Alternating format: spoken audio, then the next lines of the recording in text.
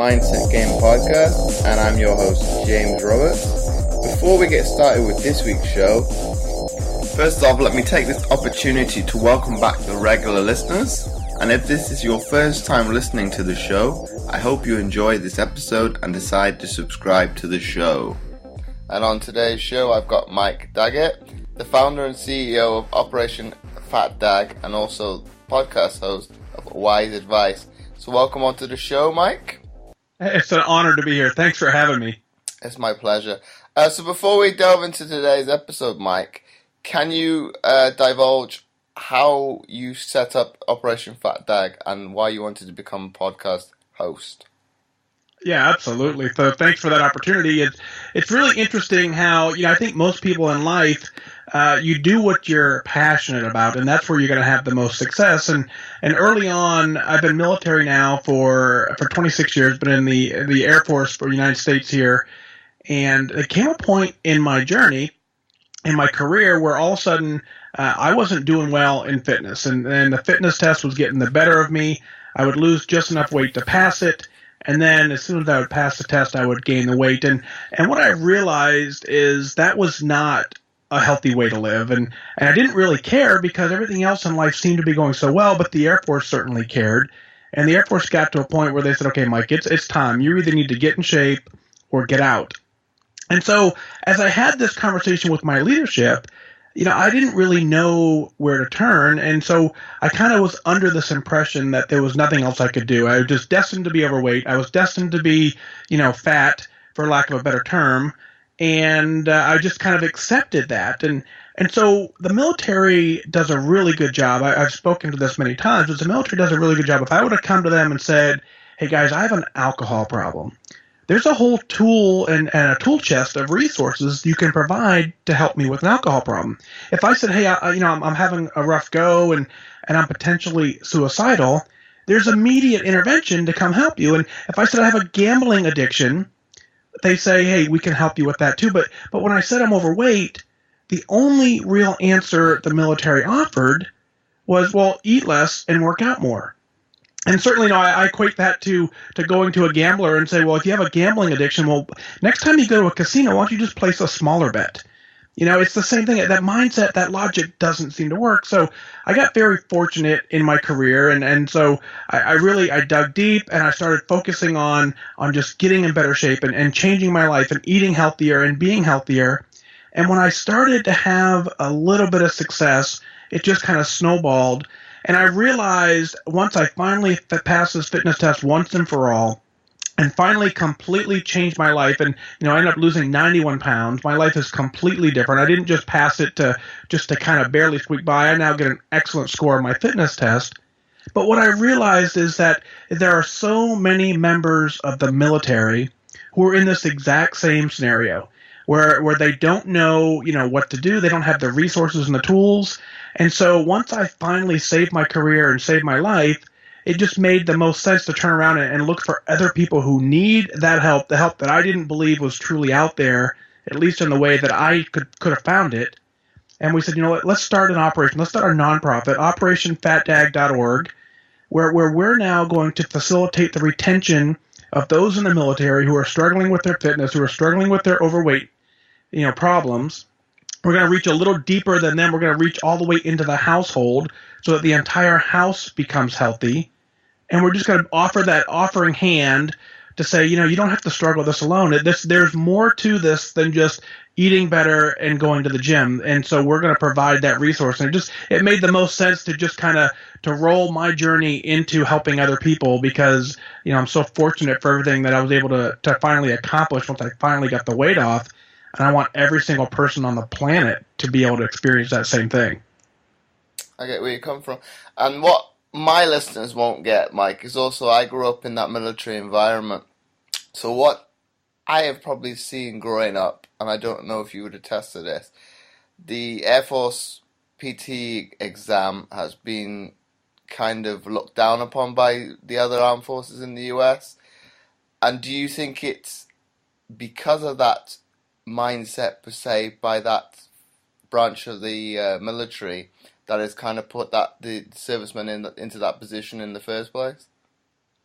Yeah, you're absolutely right. If you ask someone in the Marine Corps what they think of the Air Force fitness test, they would laugh at us, right? And but the Air Force fitness test is no joke. It's a mile and a half run.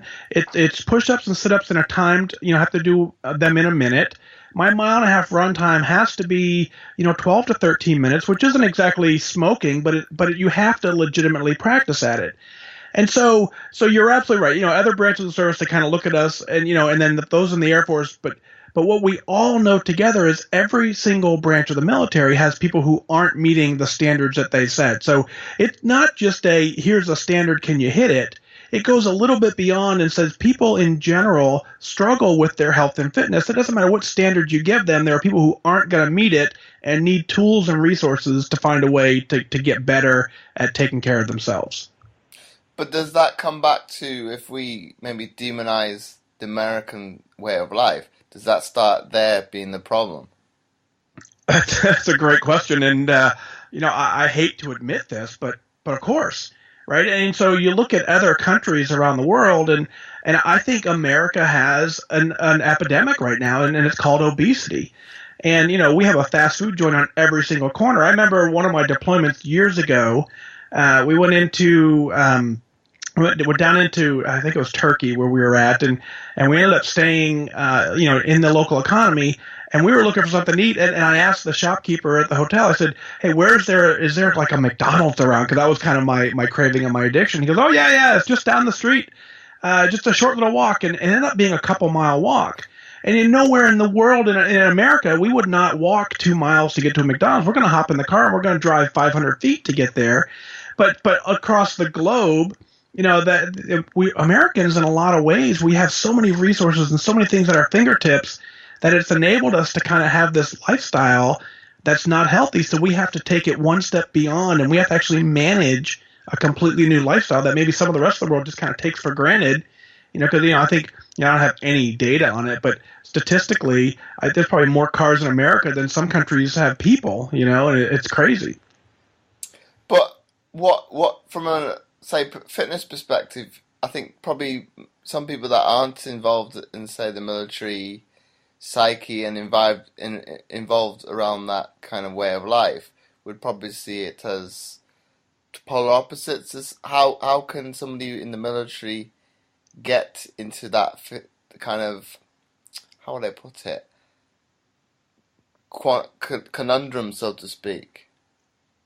Yeah, that's exactly right. And that's one of the struggles that I battled with early on is that, if you look at the stereotypical, which of course we know we don't put people into blocks, right? But if you look at that stereotypical definition of an American military member, you don't think at all of someone overweight.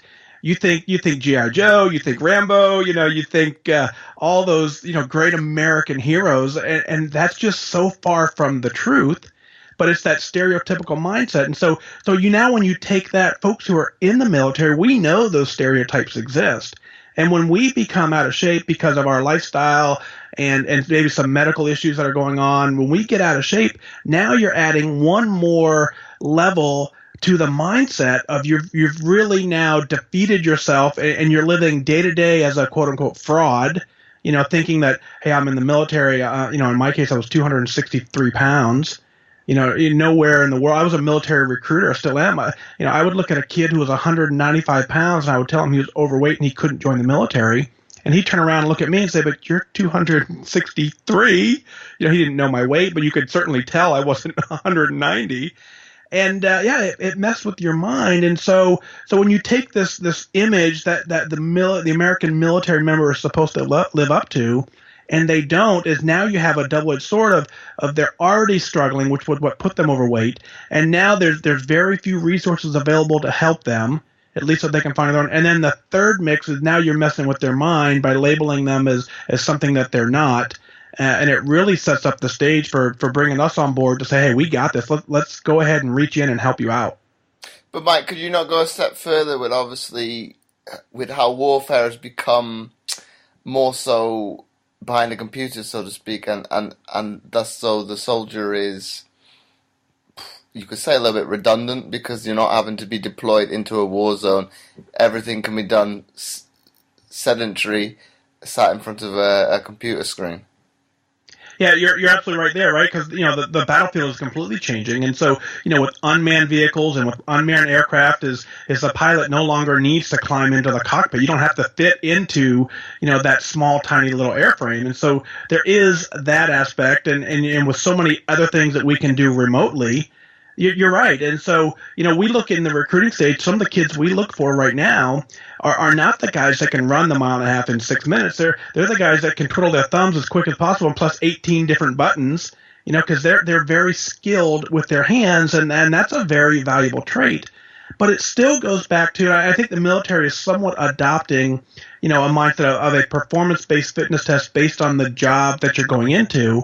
But all of that aside, is there's really, we go back to the epidemic of obesity in America, and we need to say, what, wait a minute, living healthy and happy should be the goal, regardless if you can do your job or not. That certainly is important, but if you're now having health issues that are keeping you out of work, even if your job doesn't require you to run, but your health isn't such where you can make it to work because you're taking sick days and you're just not available, then that still becomes an issue that needs to be addressed.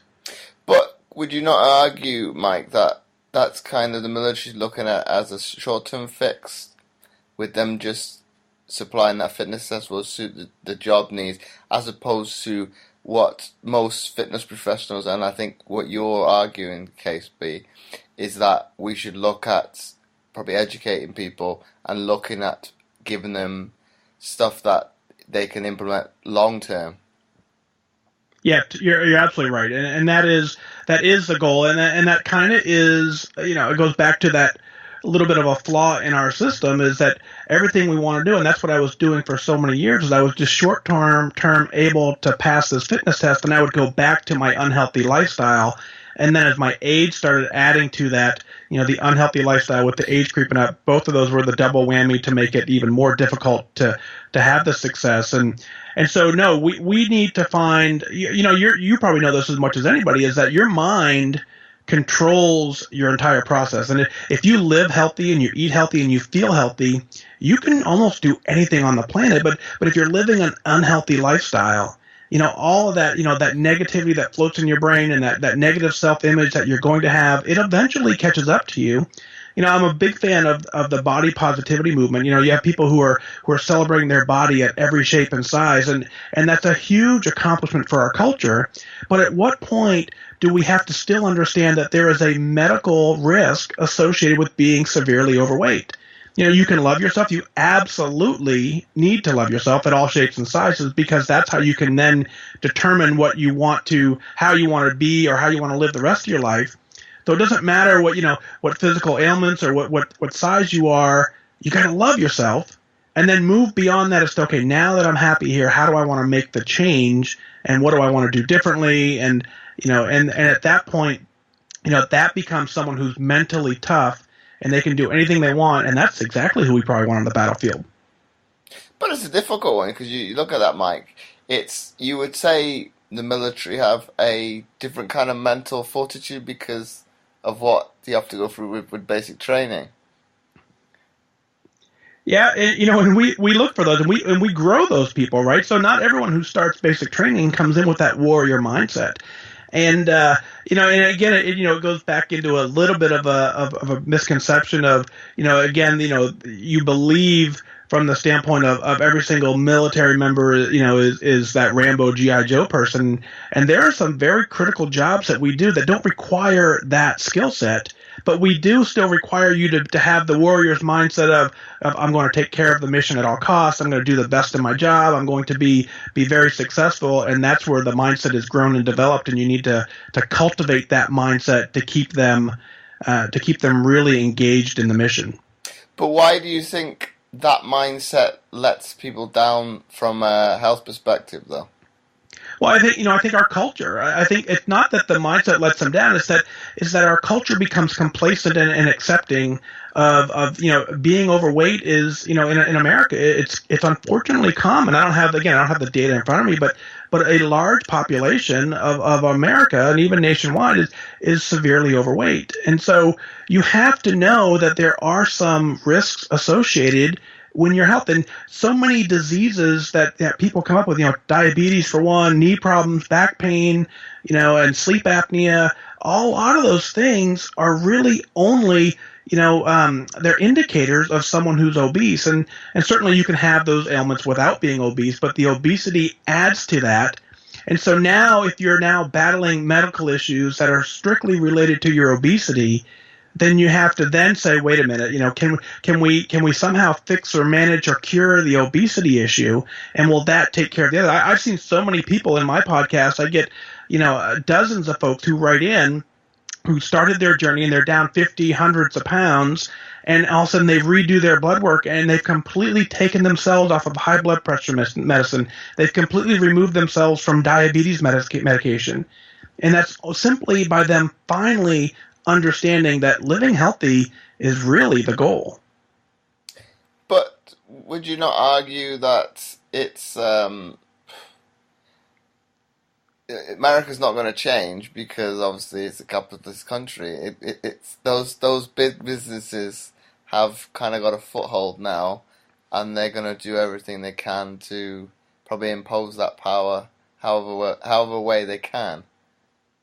Yeah, that's the battle right there, right? And one of the things I say in a lot of my talks is that right now in America, or probably nationwide, there are scientists sitting in a room looking at food, trying to figure out a way to make it taste better so that it's more addictive so that you buy more. There are marketers who are making the package look better simply for the fact that the package becomes appealing to the eye and your hand grabs it and you bring it home. And so there are people that the whole country, the whole world is against us in that regard, because you're right, is the end result is to sell more food, to sell more product, at maybe not even caring about the health industry. And so that's why the voice of folks who need to say, hey, we need to put a stand to this to some extent. There is a lot of personal responsibility that comes into play. I'm not a fan of government oversight. I'm not a fan of someone saying, okay, let's stop selling this. I'm a fan of educating folks and letting them make a decision of, hey, here's the stuff you're consuming. There may be a time and a place for this, and there certainly is, but is it daily? Is that going to align with your goal? Is it going to help you to get to where you want health and fitness wise? And so now it's us against the marketers, us against the food industry, us against the restaurant industry. And so it just becomes a war of a whole different kind. And it's the thing I say, we now have a war on obesity. And that's my job as, being a military guy. And so I've kind of shifted my focus to, I'm now at war trying to combat obesity and hope other folk can join in and get themselves to a much better, healthier place. But would you not go a step further than that, Mike, and say that if people can kind of overcome what is quote-unquote an addiction, they're in a better place to obviously, well, not succeed, but go in the right way to achieving what the goals they set out? Yeah, and so, but, it's not... things about addiction is often you can't just end an addiction. You have to replace it with some other addiction in a lot of ways. And so, if you have a food addiction, you need to replace it with maybe a reading addiction or maybe a workout addiction. And you have to kind of find that new lifestyle that's going to give you whatever it is you want. But most people don't believe that they can do it, and so in my case specifically, I've been day in and day out for 20 some years, living the same routine, eating the same junk food. I never really thought that, hey, maybe I should stop doing that. And actually just the opposite is when I started eating healthier, fruits and vegetables weren't my friends at all because I'd never really acquired the taste to them. And now, a perfect example, today at lunch, I had a fruit cup for lunch, which is something I almost never would have ordered years ago, but I start craving that healthier food.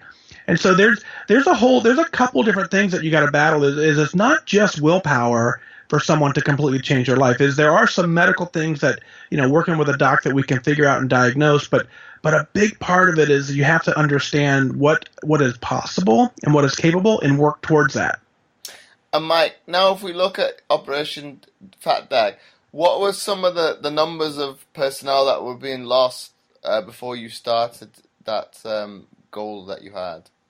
Yeah, so I come in a couple different speaks that I have an opportunity to meet with the Army Guard, and they bring me into a room of folks who were at their last chance, and so they've gone through some fitness assessments. They didn't do well. they've got to the point where they've been given some training and given some counseling, and they bring me in to come in at the last chance to say, hey guys, here's how I did it. Here's a success story of what you're trying to do is possible. And every time I go into the talk, there's 30 to 40 people in the room, and that's just one small unit in the state of Indiana. And so if you magnify those numbers across the country, the results are staggering. The United States Navy just released a policy not long ago where they said they're no longer going to kick people out strictly because of their, being overweight and not passing a fitness test. And they estimated that it would be 40,000 people would be caught up in this new policy as, careers being saved because they're not kicking them out. Now, granted, there's some other things they're going to do, so it's not exactly a free pass. But it's very easily, hundreds of thousands of people nationwide. And then you take it one step further is, we understand that generally speaking in America, the kids who join the military, out of high school, most of them have been exposed to the military lifestyle at some way, shape, or form. And so what happens is because their mom and dad have served, their uncle has served, maybe their, a close relative has served. And so they are propense to join the military. But if they're living in an environment where they're not eating healthy and fitness isn't a priority, then now, we estimate that roughly 70% of the American kids today are ineligible to serve. And a lot of that is because of their own obesity as well. And so our program aims to go right down into not only to the actual military member, getting the household healthy so that now, if those kids want to serve later down the road, they have the opportunity to. They won't be disqualified strictly because of their weight. But then this idea springs to mind, Mike.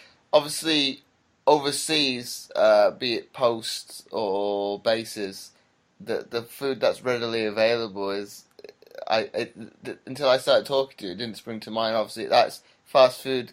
The only exception would be if you went to the commissary. Is that what some people in the US be shocked to see that's the same occurrence, obviously, stateside as well? Yeah, it's funny. Every time I've deployed, it didn't take me long to find a Burger King on post or a pizza joint on post. And so we start. It goes back to a lot of it goes back to the earlier conversation we talked about is chasing that corporate dollar, and the corporations they know that, and so they want to be able to provide the service to bring in this fast food and bring in stuff that we deem as needed, and the reality is it's not needed, but our society has gotten so used to having that everywhere we go that we can't deploy without it, and so no, it's a bigger issue, and you have to. It's so hard. It's kind of like, the smoking epidemic years ago. Back in the 70s, everyone was smoking, and through education, we finally said, wait a minute, this isn't healthy. This isn't good for you. And so I predict that in the next 10, 15 years, we're going to have this same mindset shift to the soda industry and to the fast food industry and into the chips and the snack food industry. It's never going to go away. It's always going to be some subset of the population that wants it and needs it. At least based on their own need, but by and large, you can start educating folks. And in my case, in particular, I was 12 sodas a day. I would wake up to a Coca-Cola, and I would go to bed with a Mountain Dew on the nightstand, and to the tune of 12 sodas a day. And I started realizing that my acid reflux and my heartburn and my high blood pressure, a lot of that was attributed to the just sheer amount of caffeine. And I was drinking almost no water as well. I was just drinking complete soda. And overnight, I just finally decided that enough is enough. I completely stopped it based on seeing enough research that it probably wasn't the best, drink of choice. And that was 2.5, 3 years ago. I haven't had a drop of soda since. But what would your argument be for this, for the companies that do follow the military overseas, that they would say that they are serving like their home comfort and like a food away from home? Yeah, and that's absolutely right, and so I have no issue with them if that's a service they want to provide. But what I think how we combat that is we educate the service members, we give them other options in addition to those, and then let them make the choice. And through an education process, I think one by one you'll slowly start seeing that those companies will no longer find it profitable to be in those environments because we've educated the force enough to say, listen, this isn't how you sustain your body. There are better alternatives and options, and it's a big challenge, right? It's a lot to do, but I would venture, that back in the Vietnam era, we used to put cigarettes in the rations, and so we would give the soldiers cigarettes, and now we don't even do that. And the reason we don't do that is because they've determined a couple different things, but one of the things is they've determined that it's not profitable for them to do that anymore. But you brought up this argument, Mike, that obviously more kids nowadays, even they've got a family member who served in the armed forces, are becoming overweight. Do you think that that has become the case because they are becoming more sedentary, or do you think it's because that's quote unquote unhealthy food is readily available? Yeah, I think it's a combination of all of that, right? And so certainly it's a lot cheaper and easier to go. You can go down to McDonald's on the dollar menu. You can get you can probably get a meal for $3, and if you want to buy an apple or a banana, it's going to cost you $3 to get a single one of those. And so the junk food is more readily available. Combine that with certainly back in the day you couldn't go outside without seeing all the neighborhood kids running around the neighborhood, and now it's slightly different. Our culture has shifted a little bit where we're not out as much as we are. But then it goes back to the big point is I listened to a podcast today, and I forget the doctor's name, and I apologize, but he was basically saying that when we ask someone their medical history, and we ask, did your mom have high blood pressure? Did your mom have diabetes? And it's not entirely because of those ailments are hereditary, but what a part of that is those ailments are environmentally impacted. And so the environment that you live in, if you grow up eating unhealthy and your mom is unhealthy because she eats unhealthy, then it's going to be easier for her to continue to buy the unhealthy food and perpetuate that cycle down. So then it steps in as an education piece. And so you have, this kind of the trifecta of we're sedentary, the unhealthy stuff is more readily available. And then on top of that, there isn't a 3-year-old on the planet that can drive to the store on their own to eat themselves. So they have to eat whatever's being fed to them from the family. And so that it's incumbent upon, start at the top, change that mindset as best we can, and then also grow it from the bottom. And hopefully somewhere in the middle, we make that complete change. But I would probably argue the different point, the other standpoint is because I think it's probably me generalizing a little bit. I think myself growing up in that environment as a youngster possibly had an impact on the kind of way I've gone down in life. I don't know. You could probably not generalize and say everybody that grew up in that environment in the military has gone the same way. I could argue possibly because I think off the top of my head, I think like 50% of my graduating class has gone into the military, and I would see in pictures nowadays, I think most of them are in fairly good shape. Yep. And so there's outliers for everything, and so it's the same exact notion is that obviously same when I graduated high school as well, I was in the best shape of my life at high school up until now. I'm in way better shape now than I was when I graduated high school. But I graduated high school 140, 150 pounds, and so it didn't until when I went off to college for the first year, those bad habits were. It was very easy for me, or I had to start making my own decisions, I guess. And because everything was readily available, I wasn't educated on the, hey, there are some better choices out there. And I just kind of went with what was easy. And, every single college campus has a pizza joint around the corner, and trust me, I still get my good fair share of pizza, but not to the same level of what I used to do, because I understand now that it has a place in society. It has a role. But mostly as a treat, not as nutrition. And so I completely neglected the nutritional side. I was simply eating for pleasure, and that's not the recipe for success.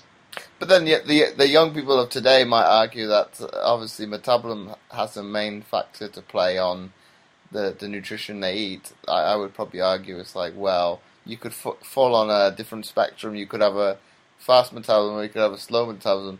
It doesn't matter what age you come. If it starts to get towards the slowing down, that's when you've got problems.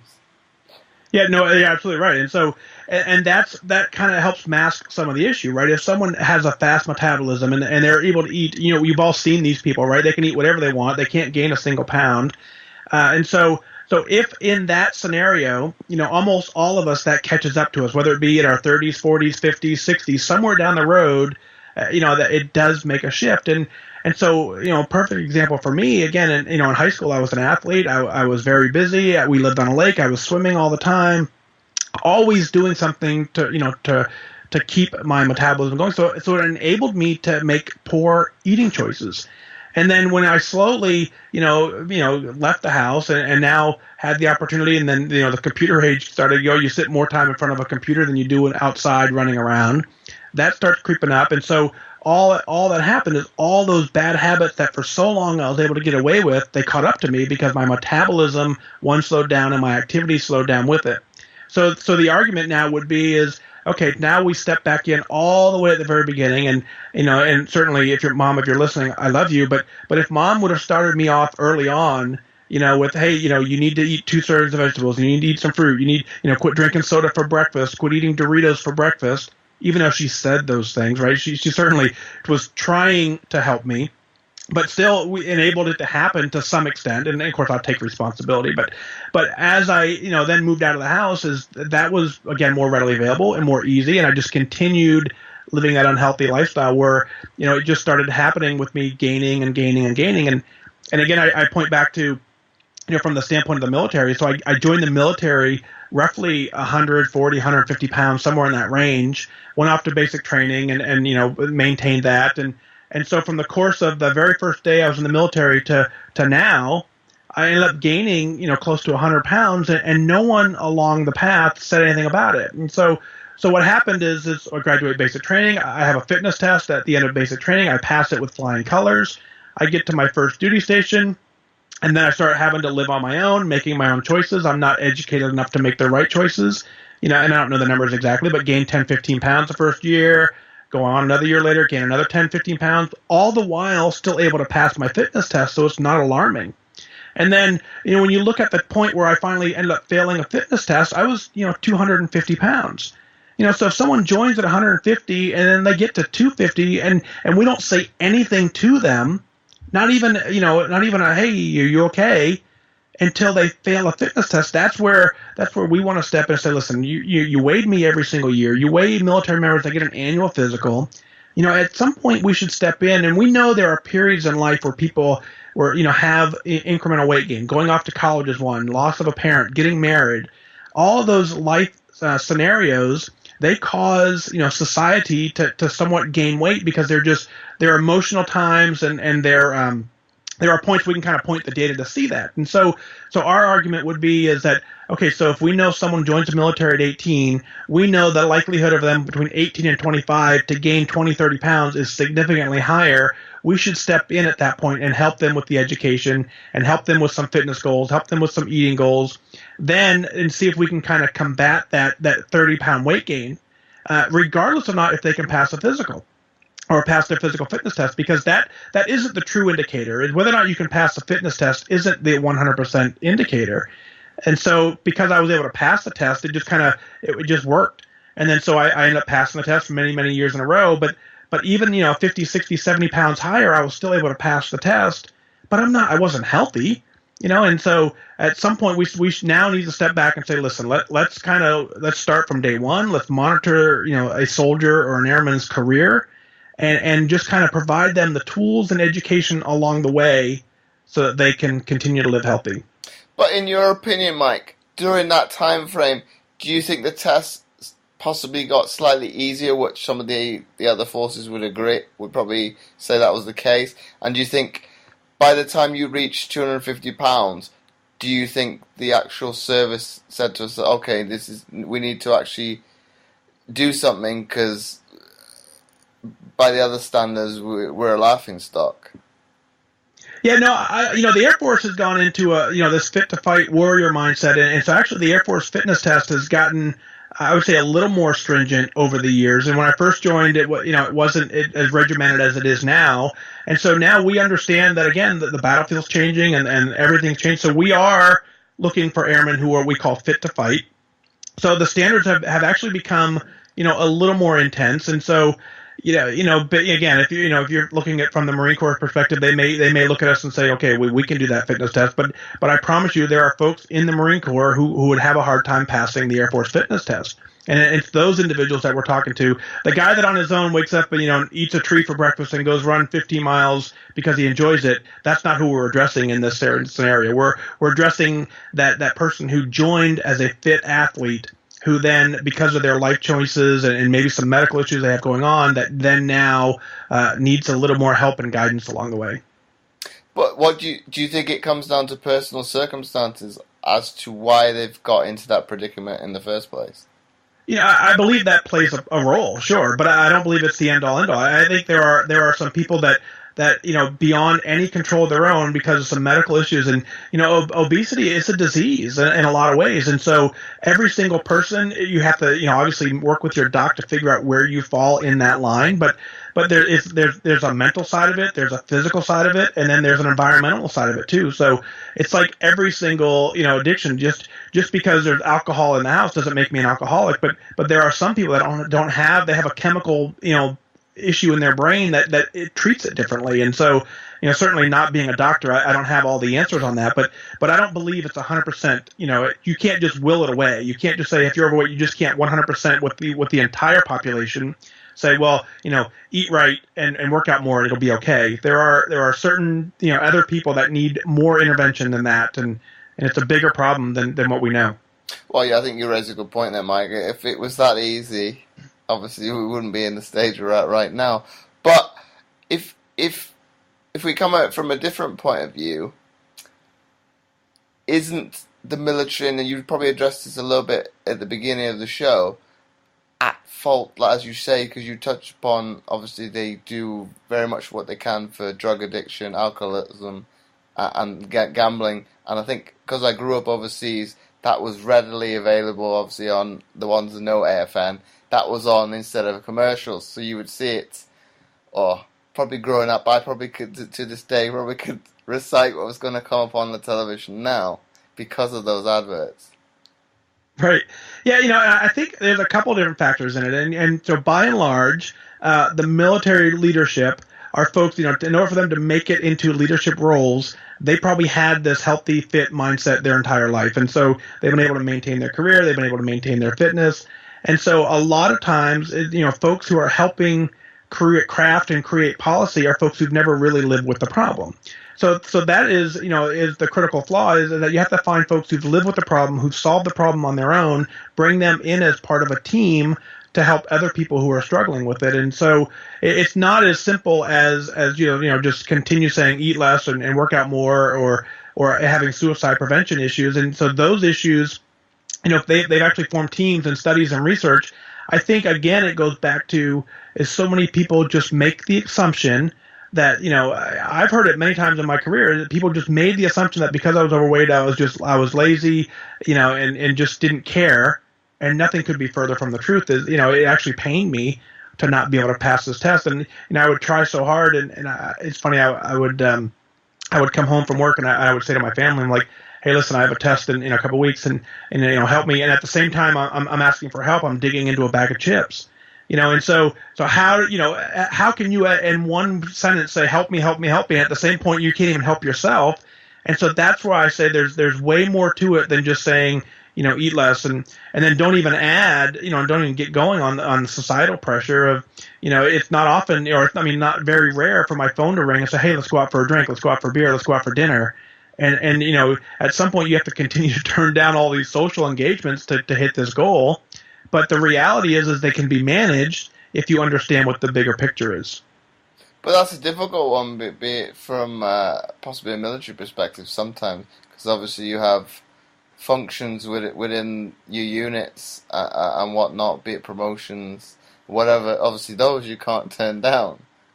Right. No, it's funny. And so I have a funny story for this, and it's so I'm full time, but 1 week in a month we bring all of our members in. All of our part time members, they come in, and I've been doing this in Indiana now for about 6 years.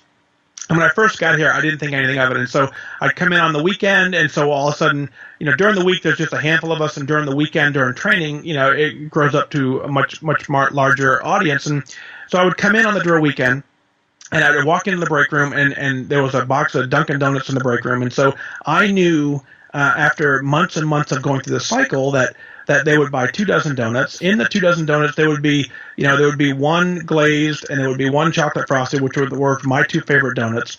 So I knew that on a drill weekend, if I wanted to get those 2 donuts, I had to get there early so I could get in the front of the line and grab them.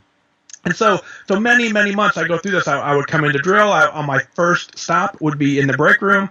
I'd grab a donut, head off to my desk. And so as I started, making the change and I started realizing that was an unhealthy habit, so I purposely quit going in there. And so there was a period of time where I just completely quit going in there because I just knew I didn't have the willpower to resist it if I saw it. So I had to make the choice to stop it ahead of time. Then after many, many months, I ended up walking in the break room one day, in the middle of lunch, and there was, a tray full of course the donuts were there, but there were apples and cherries and bananas and oranges. And I was like, oh, this is interesting. And I went to the guy who bought all the fruit, and I said, Phil, I appreciate the fact that you bought fruit. I'm trying to get healthy. I'm trying to take care of myself. So, I'm really glad to see that you stepped up and you're providing healthy options. And he looked at me and goes, what do you mean, Mike? I'm like, well, I'm glad to see they're here. He goes, we've always had fruit. So I kind of laughed because early on I never even saw it. We had a whole table full of stuff, but my brain was not programmed to see it because I was so focused on seeing the things that I wanted. And so now I'm noticing at more of these social engagements and retirements and functions it's 2 things happen. 1, people are asking for healthier choices, but 2 is my brain is actually able to see that there are other options out there besides strictly the cake and the punch. The last one I went to, there was a whole fruit bowl, so what I do is the term I use is go vote with your fork or vote with your wallet. And if I go to these events and I see a tray of fruit, I grab a whole stuff whether I want it or not, because I'm sending the message to them that the fruit got eaten, so that the next engagement, if they go through every retirement and throw away a whole bowl of fruit and the donuts are empty, they're going to buy more donuts. So I send the opposite message. I'd rather have the donut box be full and the fruit tray be empty, and that sends the signal back to them to buy more fruit for the next event. But Mike, would you not argue, obviously your story brings up a good point, that you're because you kind of fixated with the sugar element, be it the donuts and whatnot, you kind of have a sense of tunnel vision, and everything else that doesn't kind of hit that craving kind of gets lost. Yeah, it's entirely true, right? And it's kind of the analogy I use is buying a new car. And so you go to the car lot, and the first thing you do is you walk around, you're looking for that perfect car, and you look around, you don't see anything. Then all of a sudden on the side of the lot, you see this shiny blue, whatever, and all of a sudden you're looking like, wow, that's a beautiful blue. I've never seen that blue before. I've never seen that car before, and you buy it. And you're like, oh, and you're so proud, and you get the keys, and you drive off the lot, and what happens, as soon as you're driving home, you pass 4 more of the exact same car, a car you've never ever seen before, because now your mind finally is able to see it because you've finally broken whatever you used to be able to see. You're now looking in a different direction. And so I've used that mindset, knowing that if that's how our brain works, is what we're used to seeing, is what we continue to look for, then I've now realized that if we want to completely change our life, what we have to do is stop looking for the negative in every scenario. Start looking for the positive. And so there was a point in my journey where, in order to break that cycle, I actually had to take a pen and a paper and I actually used a dry erase marker. And I started writing on my bathroom mirror all of the amazing things that were going on in my life. And so many of them were simple as, I have a roof over my head. I have running water. We have hot water.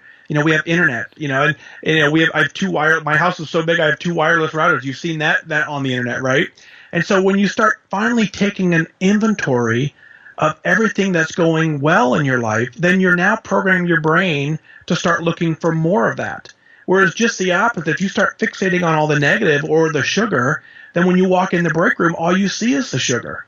So I'm now saying let's change the mindset. Start looking for the positive in your life, and that's how you make the first start changes, and then that just kind of snowballs, and you look for more and more and more of it, and before you know it, it just becomes natural. And if we come from this point of view now, Mike, obviously with your podcast, you look at wise advice. Do you think, in your opinion, the military is possibly healthier overseas than they would be if they were stationed stateside? Yeah, it's a good question. I believe Probably to some extent, and because every time I've deployed, I was able to lose some weight. But a lot of it is because a lot of the comforts of home aren't available on some of these bases, and the duty day, when you're deployed, the duty day is significantly longer. I would imagine the step tracker, now that we're not supposed to wear them because they start mapping out some bad places, right? But a step tracker of someone who's deployed probably has a lot more steps of someone who's stateside. But that, that plays into the environmental piece. Your environment certainly helps control a lot of it. But if you were to take all of the creature comforts from home and we were able to replicate them all overseas, besides maybe the job details are going to be different overseas, but the downtime would look probably very similar. But could we not go a step further and say, obviously not the ones who are in war zones of, say, the likes of Afghanistan and Iraq, but say in Germany, Turkey, Italy? I obviously missing a few out, but you get the gist of it. If that actual service member is how would I word this?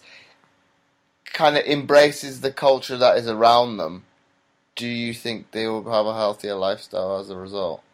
I think it's possible, right? I think, if you look at any American base, we do a really good job of taking care of our military. And so every time, everywhere they're at overseas is that almost inside the confines of the base, it looks very similar to American life and American culture. I mean, all of the fast food chains are there, and, all of the restaurants are there on maybe not all of them, but on an installation. Now, but certainly out in the local economy, that is significantly different. So it all depends on, where the, what community they're living in. But it still goes back to, what's available and what is their goal? What is their mindset? What are they trying to accomplish? And just because it's available doesn't mean that is their only choice if they're willing to look a little deeper to make better, healthy choices.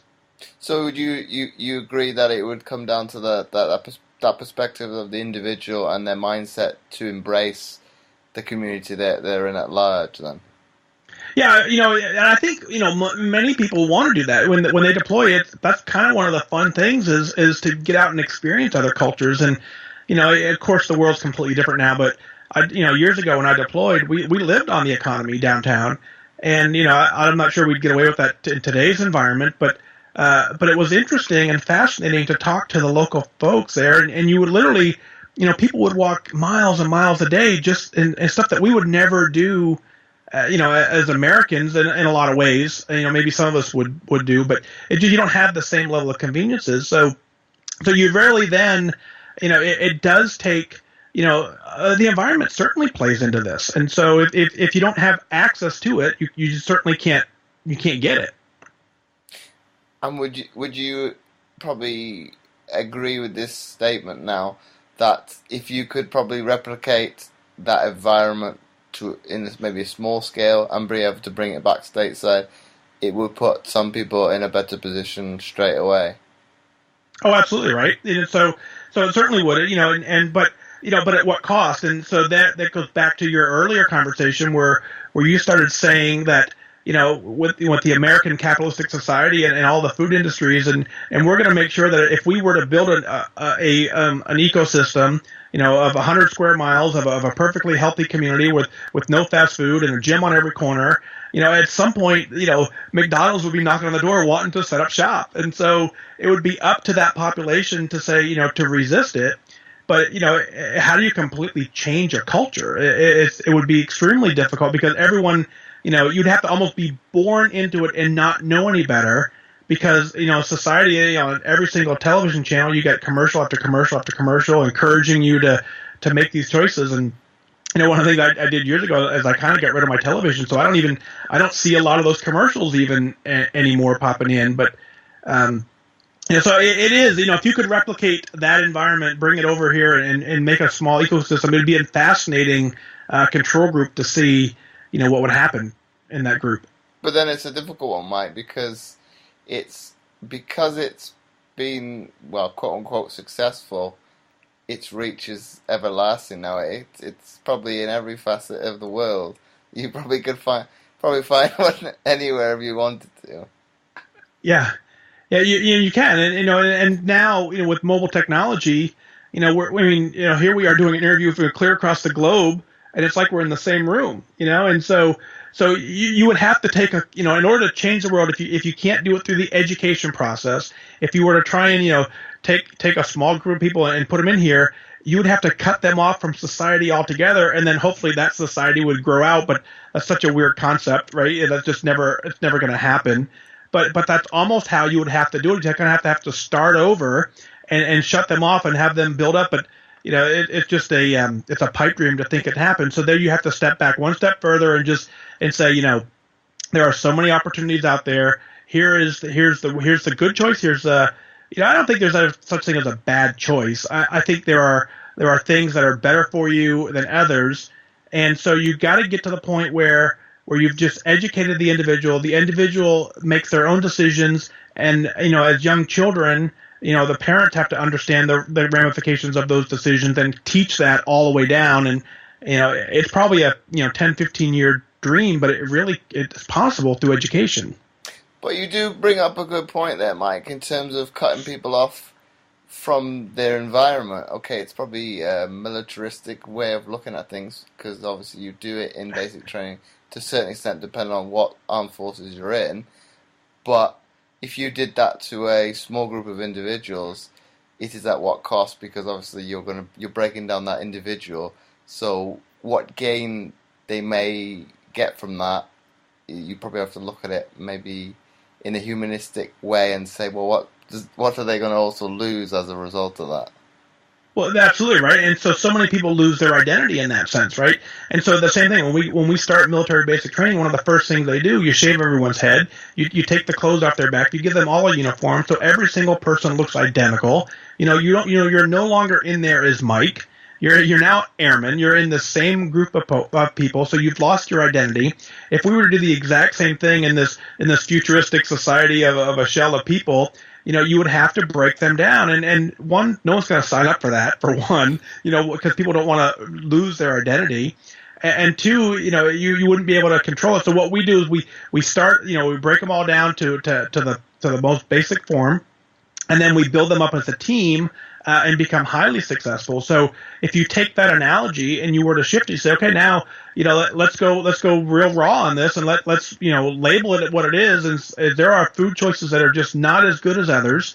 Let's educate on what the good ones are, and then break that down and have people only make those choices. But the reality is, at some point, someone's going to have to say no to going out to dinner, have to say no to going to a football game, have to say no to going to a soccer game. But the reality is that you can go to all those events, you can still do all that stuff, but it takes a little more preparation.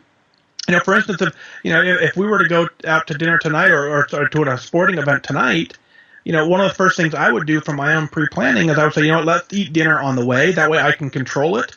And then when I'm in that environment, I know that, I had dinner 20 minutes ago. I don't need to eat just because I'm in this environment where everybody else is eating.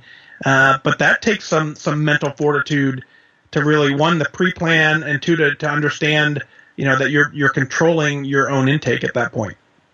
But then would you not argue, obviously, that American psyche, obviously you bring a good point with the sporting event, it's taken a step further, because obviously now you can order at your seat, so it's not only you're not moving out your seat to exercise to go get something that is nutritionally not the best for you, now you're not doing it at all.